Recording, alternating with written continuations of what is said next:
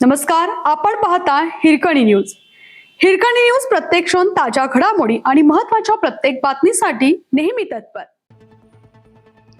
मानकापूरच्या आठवडी बाजारात घाणीचे साम्राज्य, ग्रामपंचायत प्रशासन झोपेत, नागरिकांचे आरोग्य धोक्यात.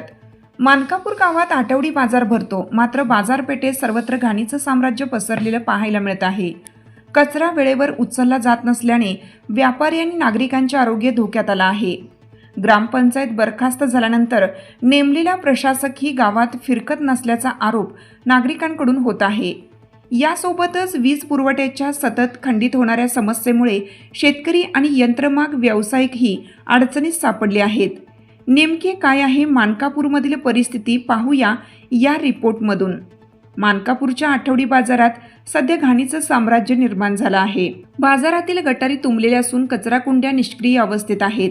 परिणामी कचरा रस्त्यावर साचत असून दुर्गंधी पसरली आहे.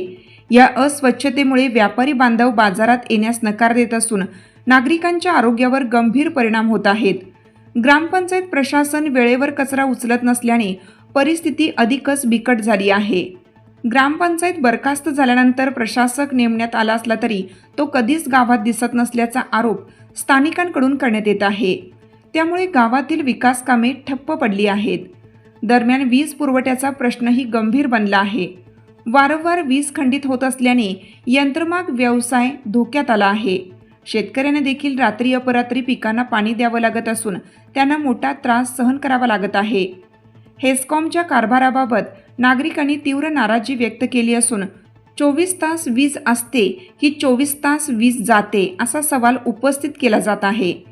या सर्व समस्यांवर तोडगा काढण्यासाठी लवकरच जिल्हाधिकारी बेळगाव यांची भेट घेणार असल्याची माहिती माजी ग्रामपंचायत सदस्य राजू कुंभार यांनी हिरकणी न्यूजच्या प्रतिनिधींशी बोलताना सांगितले.